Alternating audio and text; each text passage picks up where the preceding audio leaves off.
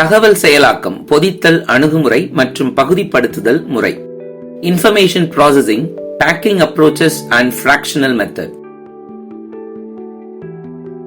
பொதித்தல், Packing Approach. பொதித்தல் என்பது குறிப்பிட்ட பொருட்களை ஒரு பெட்டியில் அல்லது பையில் நிரப்புவது ஆகும். அவ்வாறு நிரப்பும் போது ஒரு ஒழுங்கு வரிசையில் நிரப்பினால் அதிக பொருட்களை நிரப்ப இடம் கிடைக்கும். அப்படித்தானே? நிரப்பப்படும் பொருட்களின் எடை அந்த பெட்டி அல்லது பை தாங்கக்கூடிய அதிகபட்ச எடையாக இருக்க வேண்டும். உதாரணத்திற்கு, பள்ளிக்கு எடுத்துச் செல்லும் பையில் நோட்டு புத்தகங்கள், வடிவியல் பெட்டி மற்றும் உணவுப் பொருட்கள் ஆகியவற்றை ஒரு ஒழுங்கு வரிசையில் வைக்கும் பொழுது அது ஒரு சீராகவும் அதிக புத்தகங்களை வைக்கவும் இடத்தை ஏற்படுத்தி கொடுக்கும். பகுதிப்படுத்துதல், அதாவது fractional method. பகுதிப்படுத்துதல் என்பது கையில் இருக்கும் தொகையை கொண்டு அதிகபட்சமான பொருட்களை வாங்குவதற்கான நுட்பம். இதில் 3 விதமான அணுகுமுறைகள் உள்ளன. ஒன்னு, அதிகபட்ச விலையின் அடிப்படையில் பொருட்களை வாங்குதல். எதுக்கு மேக்சிமம் காஸ்ட் இருக்கு, முதல்ல அதை வாங்கிறது. இரண்டாவது முறை, குறைந்தபட்ச எடையின் அடிப்படையில் பொருட்களை வாங்குதல். குவாண்டிட்டி எவ்வளவு தேவை அதை பொறுத்து எது கொஞ்சமா தேவையோ அதெல்லாம் முன்னாடி வாங்கிறது. மூணாவதா, 1 கிலோகிராம் பொருளுக்கான அதிகபட்ச விலையின் அடிப்படையில் பொருட்களை வாங்குதல். வாங்க போற ஒவ்வொரு பொருளுக்கும் ஒவ்வொரு யூனிட்டுக்கான விலை என்ன அப்படின்னு பார்த்துட்டு அதுல அதிக விலையில இருந்து நம்ம பர்ச்சேஸ் பண்ண ஆரம்பிக்கிறது. 3 மெத்தடையும் பார்த்துக்கோங்க. உதாரணம் பார்க்க போறோம். கதிரவன் என்பவர் வாரந்தோறும் வெள்ளிக்கிழமை உள்ளூர் சந்தைக்கு செல்வது வழக்கம். இந்த முறை சந்தையில் அவர் வாங்க விரும்பும் காய்கறிகளின் விவரங்கள்: பாகற்காய் பிட்டகாய் 1 கிலோகிராம், கத்தரிக்காய் பிரிஞ்சால் 1 கிலோகிராம், வெங்காயம் ஆனியன் 2 கிலோகிராம், கேரட் 1 கிலோகிராம், உருளைக்கிழங்கு பொட்டேட்டோ 3 கிலோகிராம், தக்காளி டொமேட்டோ 5 கிலோகிராம். இதெல்லாம் அவர் வாங்க விரும்பினது. அவரிடம் அதிகபட்சம் 10 கிலோகிராம் எடையை சுமக்கக்கூடிய கைப்பையும் ரூபாய் 200 உள்ளது. அவர் பையில 10 கிலோகிராம் எடைக்கு மேல போட முடியாது, பை அதுக்கு மேல தாங்காது. எனில் மேற்குறிப்பிட்ட 3 அணுகுமுறைகளையும் பயன்படுத்தி எதன் அடிப்படையில் பொருட்கள் வாங்கினால் சிறந்தது என்பதை காண்க. காய்கறிகளின் விலைப்பட்டியல் படத்தில் கொடுக்கப்பட்டுள்ளது. அணுகுமுறை 1ல என்ன செய்யணும் அப்படின்னா, இந்த அணுகுமுறையில் அதிகபட்ச விலைக்கேற்ப பொருட்களை தேர்ந்தெடுத்து அவற்றின் எடை மற்றும் விலையை அட்டவணைப்படுத்த வேண்டும். இப்ப பையில 10 கிலோ தான் வைக்கணும், அதையும் ஞாபகம் வச்சுக்கோங்க. சோ இதை அட்டவணைப்படுத்துறோம். காய்கறிகள் எடை, மீதியுள்ள எடை, விலை.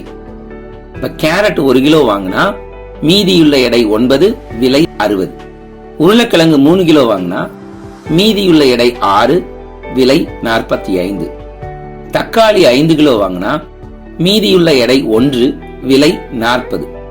இப்ப அந்த தக்காளியை வாங்கிட்டா மிச்சம் இருக்கிறது 1 கிலோவுக்கான இடம் தான். ஒன்னு பாகற்காய் வாங்கலாம், இல்லைன்னா கத்திரிக்காய் வாங்கலாம். ஆனா விலையின் அடிப்படையில பார்த்தோம்னா கத்திரிக்காய் எவ்வளவு? 25 ரூபாய், பாகற்காய் 30 ரூபாய். நம்ம அதிக விலையின் அடிப்படையில தானே வாங்க போறோம், அதனால நம்ம இப்ப பாகற்காயை சூஸ் பண்ணிருக்கோம். பாகற்காய் 1 கிலோ வாங்கிட்டோம்னா மீதியுள்ள எடை எதுவும் கிடையாது. சோ விலை அதுக்கு 30 ரூபாய். இப்ப மொத்த எடை 10 கிலோ வந்துருச்சு. இனிமே எதையும் வாங்கி உள்ள போட முடியாது. மொத்த விலை 175 ரூபாய் வந்துருச்சு.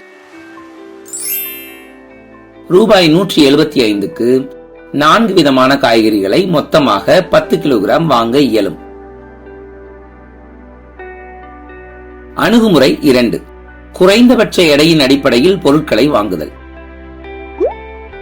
இந்த அணுகுமுறையில் குறைந்தபட்ச எடைக்கு ஏற்ப பொருட்களை தேர்ந்தெடுத்து அவற்றின் எடை மற்றும் விலையை அட்டவணைப்படுத்த வேண்டும். எது கொஞ்சமான குவாண்டிட்டி கேட்டிருக்காங்க அப்படின்னு பார்த்து அதை வாங்கணும். இந்த கொஞ்சமான குவாண்டிட்டி என்னென்னலாம் இருக்கு அப்படின்னு பார்த்தா கேரட் இருக்கு, கத்திரிக்காய் இருக்கு, பாகற்காய் இருக்கு. இதெல்லாம் 1 கிலோ.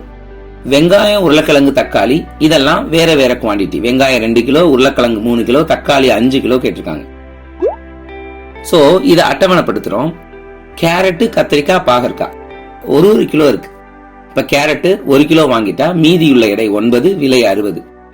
கத்திரிக்காய் 1 கிலோ வாங்கிட்டா மீதியுள்ள எடை 8, விலை 25.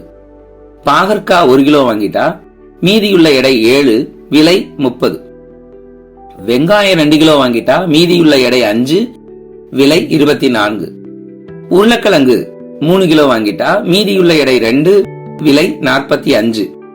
தக்காளி 5 கிலோ வாங்கணும், ஆனா இங்கே மீதியுள்ள எடை 2 தான். அதாவது பையில இன்னும் 2 கிலோ தான் போட முடியும். அப்ப எவ்வளவுதான் வாங்க முடியும்? தக்காளிய 2 கிலோ தான் வாங்க முடியும். இப்ப அங்க மீதியுள்ள எடை எதுவும் கிடையாது, இனிமே எதையும் வாங்க முடியாது. சோ தக்காளி 2 கிலோ வாங்கிட்டோம்னா அதற்கான விலை 16 ரூபாய். சோ மொத்த எடை 10 கிலோகிராம், விலை 200 ரூபாய். சோ குறைந்தபட்ச எடையின் அடிப்படையில் ரூபாய் 200க்கு 6 விதமான காய்கறிகளை மொத்தமாக 10 கிலோகிராம் வாங்க இயலும். புரிஞ்சுக்கிட்டீங்களா?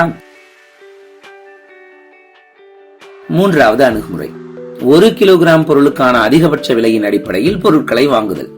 கேரட் 60 ரூபாய், பாகற்காய் 30 ரூபாய், கத்திரிக்காய் 25 ரூபாய், உருளைக்கிழங்கு 15 ரூபாய், வெங்காயம் 12 ரூபாய், தக்காளி 8 ரூபாய்.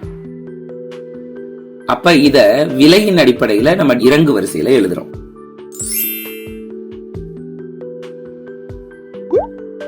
சோ இத அட்டவணைப்படுத்துறோம். சோ கேரட் 1 கிலோ வாங்கினா மீதமுள்ள எடை 9 கிலோகிராம் இருக்கு, விலை இதற்கானது 60 ரூபாய். பாகற்காய் 1 கிலோ, மீதமுள்ள எடை 8, விலை 30. கத்தரிக்காய் 1 கிலோ வாங்குறோம், மீதமுள்ள எடை 7, விலை 25. உருளைக்கிழங்கு 3 கிலோ வாங்கினா மீதமுள்ள எடை 4 கிலோகிராம், விலை 45.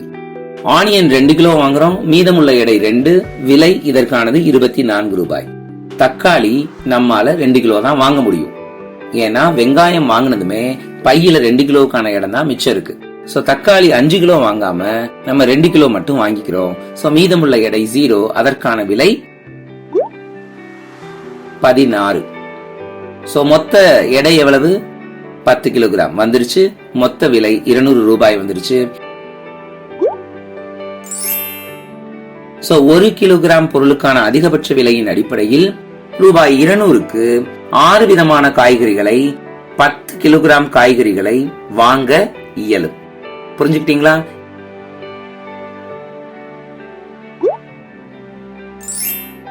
இங்கு இரண்டாவது மற்றும் மூன்றாவது அணுகுமுறைகளில் 6 விதமான காய்கறிகளை ரூபாய் 200க்கு 10 கிலோகிராம் எடைக்கு மிகாமல் கதிரவனால் வாங்க இயலும்.